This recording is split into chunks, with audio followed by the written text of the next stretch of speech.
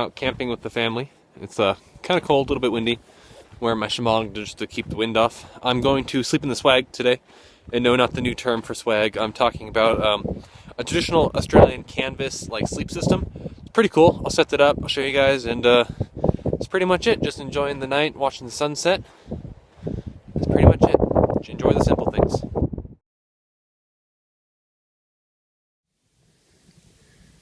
Time for bed.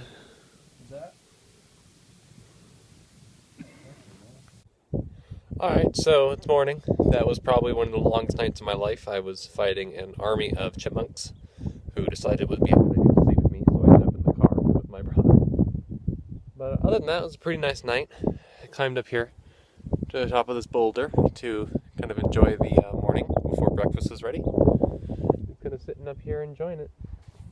And kind of just practicing some of the old Native American bushcraft skills. I'm going to show you guys how to make a rope from yucca plant, which is found pretty much everywhere in the Mojave and high desert areas, but you don't actually have to use that plant. As long as the plants have the characteristics of what I'm about to show you, you're pretty much golden to make rope. Let's get to it.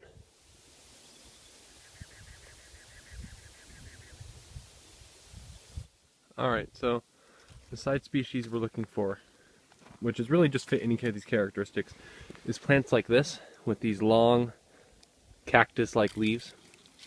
And what you want to do is get your knife and go down to the base and cut it down as long as possible. So that's what I'm going to go do, and I'll be right back. Alright, so in order for this to work, you're obviously going to need the the leaf you cut off. You can kind of see the fibers in here already. They're kind of like nylon, I guess would be the closest thing. And you're going to need something to baton with. I just found this kind of scraggly piece of wood. I'm going to use a bulb of it to pound this leaf to get the fibers separated. And that's the process I'm going to show you guys, is how to process this leaf and then how to braid it together so you actually have a nice strong cordage you can use for both strings to just lashing stuff up. So basically what we're going to end up with is this kind of strong cordage that doesn't break. But in order to get to that, we need to go through here, and we're just going to get your knife and strip off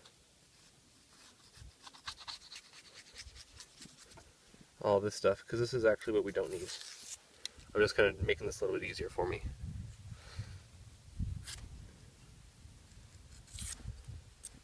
And you can leave the point on it, because actually that'll give you a neat, like a little ready needle and thread. So what now I'm going to do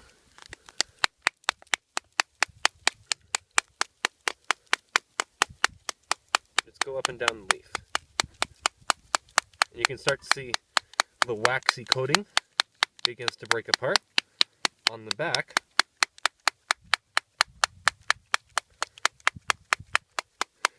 And you can start to see the fibers coming apart. And when you're batoning, you actually want to use wood. Wood on wood is preferable, but wood on stone is good. But if you do stone on stone, you'll just end up cutting through the leaf with all your pounds, and that's not what you want to do. So you can start to see on the inside, just back and forth a bunch of times.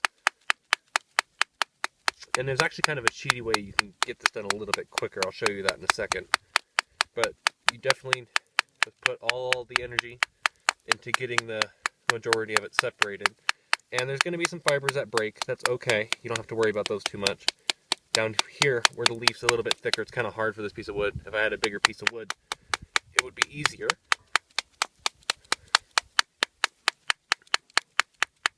And just draw it through it. Kind of like you're smithing a piece of metal, really. You're just drawing it back and forth,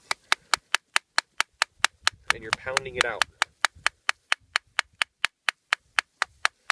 And this is something that's a really good skill to learn, especially if you need to set up your tarp or your tent. This is really helpful. So what you're then going to do, you can get a stone if you really wanted to. Like, see, this is little stones everywhere. You just want to scrape all it off, but I don't want to do that to get it done quicker. Carefully, it's like you're spreading butter. Scrape off all the green stuff. And this is quicker. I mean, you can do this all through pounding, but doing this, you can start to see comes off.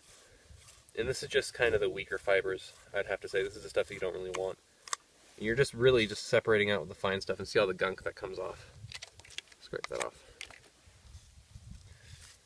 And you're just gently doing it. And you can start to see already, I mean, you got fibers. And this is the process you just want to keep repeating. And try and leave this needle up here, and you'll see why in a second. And the length of your cordage, if you know what you're doing, does not actually matter on the length of the leaf. It just matters on how many fibers you can get out of it. Because when you go to braid it together, you can actually add more cordage into it as you're going.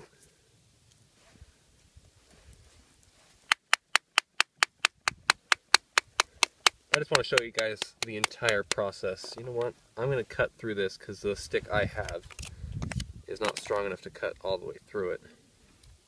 So I'm going to just put it right here and cut through. You can actually see it's actually getting kind of hard to cut through because it's been separated.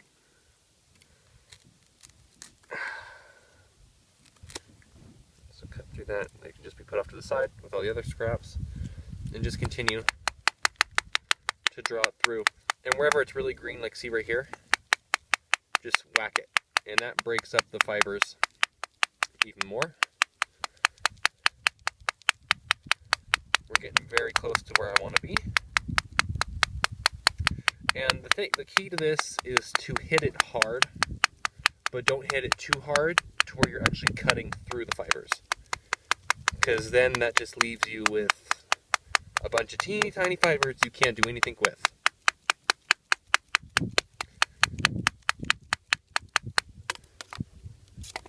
Come back through with the knife, and you can start to see all the lesser fibers come through.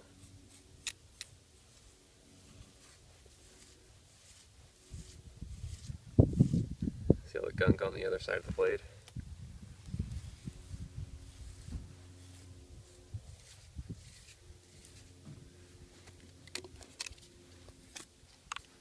And the juice that comes off here, don't worry, it's not going to kill you.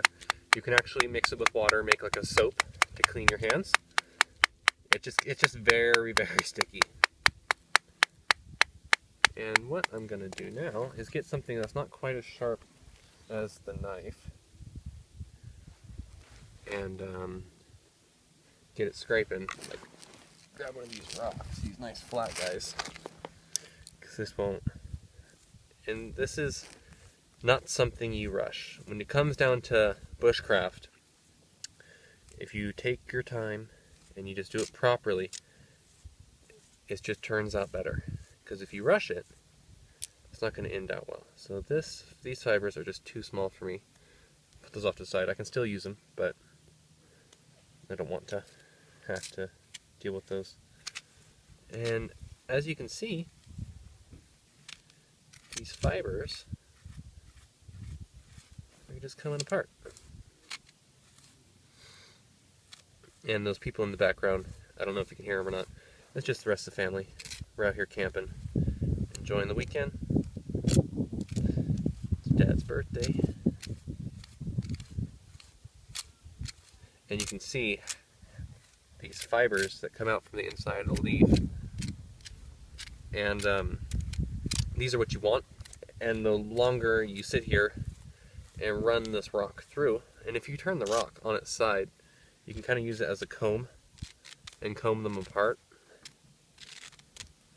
And that just keeps the shape of the fibers more consistent. You can see I'm kind of splitting it apart right now. And you just want to keep going through. I'm going to have to clean this knife by the time I'm done. And it's always good to keep good control of what you're doing. Just take your time.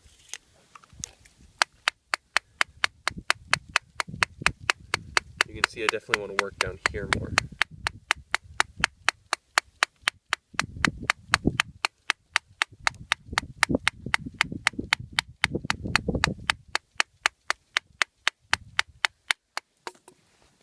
And you can see in here, I mean, that's going to turn into great cordage. So what you can actually do now is just kind of go through and kind of make a spaghetti mess out of it. And the reason you wanted to leave this up here is because it actually holds it together. That's for the point that just keeps it all good. You just go through, and this is very cold and wet because it's early morning, so it's cold, and it's wet because there's a lot of moisture in here. And you can see it's leaving green goop on the rocks. So right now I'm just going through, pulling it apart, just dragging it through. And the smaller your cords, the more options you have with them.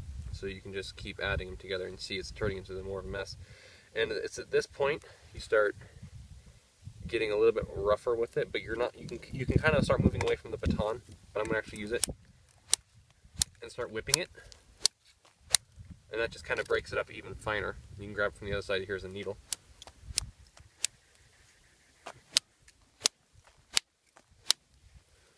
And you can start to see it's starting to get rid of all the green stuff and leave just the strong fibers behind. And by doing this, you're actually breaking the fibers that aren't strong enough to become cordage, and they're just getting phased out. You can see there's like little strings and stuff around here. So now what I'm going to do is come back and run it through the baton.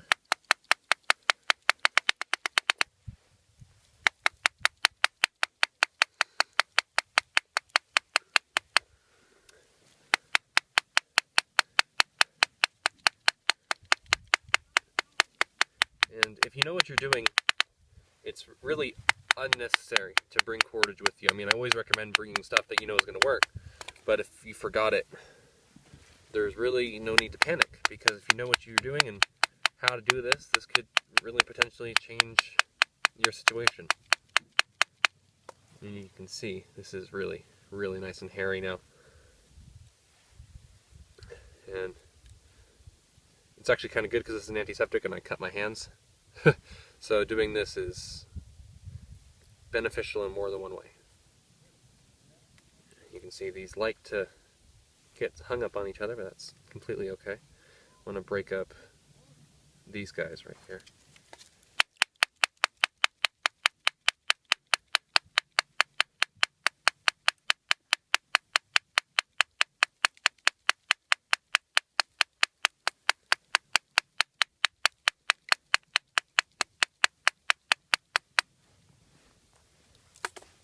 Just break them up some more.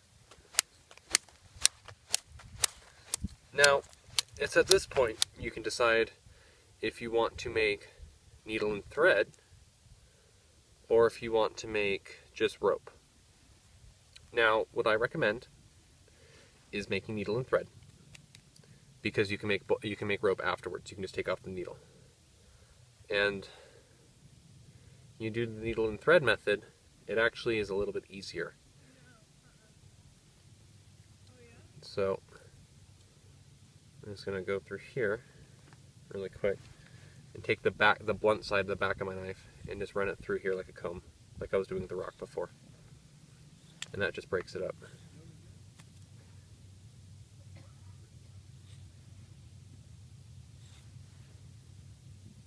And my hands are very, very sticky right now, so this is not something you want to do if you don't like to get a little bit dirty, but that's part of the fun. It's very rewarding in the end. Okay, so now that we have all the fibers separated, I'll just pull off these lesser ones and drag my fingers through it and untangle everything, get everything going in the right direction. You can see we have this mess of fibers, and that is just right for making string. And this is key.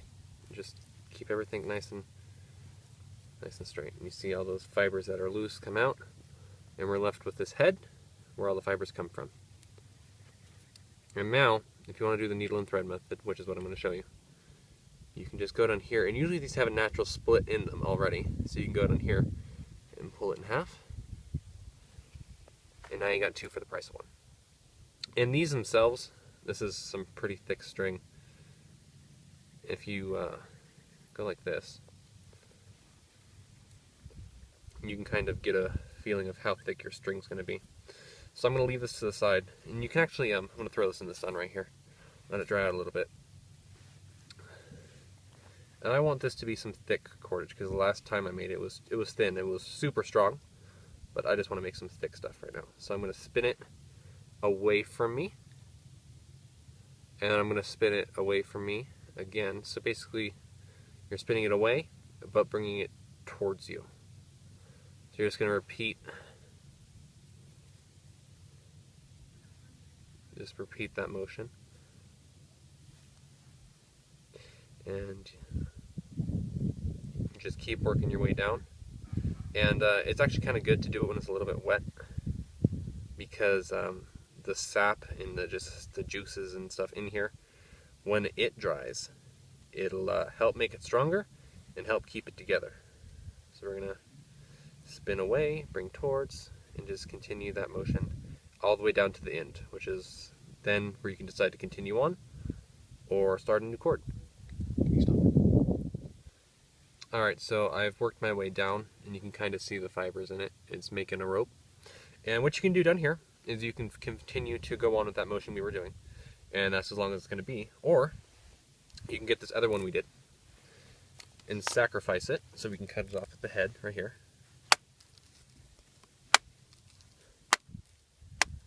These are really strong fibers. And then what we do is we go over here, and we kind of divide them out evenly. Looks even to me. Just kind of measure with your fingers. Yep, that's even. Pull them apart. And there's two ways to do this. But I'm going to do it the way that's going to give me the most length. So right in here, where we have the split, we kind of go in here, and we half this, and we have this little corner where they meet. So we pinch that into a V, and we put that right there, like that, and then we continue on. And we just continue to go as we were before. Make sure all the stuff is all lined up nice and neat, and continue on. And this gives us the ability to make it as long as we want without having to find a 10-foot leaf. You can just find a couple of short ones and just add to it. So as you add down it, you can see it gets longer and longer. And this definitely isn't the right diameter for a bowstring, but you can definitely use this to set up a tarp or tie down something, because this will definitely hold its weight. It's a lot stronger than it looks, because this is the fibers in here are really just comparable to nylon. Alright, so again we have this thin area. You can kind of actually, you can see where we split it, it's kind of thick, and you kind of want to try to avoid that, so I didn't do too well right there, but this one should turn out a little bit better. So again, we're going to go here, half it, grab it, pinch it, and it's kind of sticky, so it's kind of good, it wants to stay with itself. Go over here, find the middle, kind of put your finger down the middle and make sure they're not touching each other, because that'll ruin it, and then just continue on your way. And then, I mean, if you wanted to, you can get a bunch of leaves, baton them all, sort them out, pull apart all the fibers, and you can make really a rope as long as you wanted, and do whatever you wanted with it. Alright, so now down when it comes down towards the end, you can work your way all the way down as far as you want. Go down really quick. And then when it comes down to here, what I like to do is spin these really nice and tight. I mean, they'll come undone a little bit, but they should hold for the most part. And I actually like to tie mine. You don't have to do this, but it just kind of gives me an added sense of security. So I'm going to go down here, pull it through, and actually just do a square knot, and then cut off the excess. But this stuff will dry out, and as it dries, it'll get a little bit brittler, but it'll also get stronger too, tensile-wise. You can kind of see it is definitely sticky. Alright, so I'm going to come down here, pull, find somewhere where I can chop this without losing my fingers.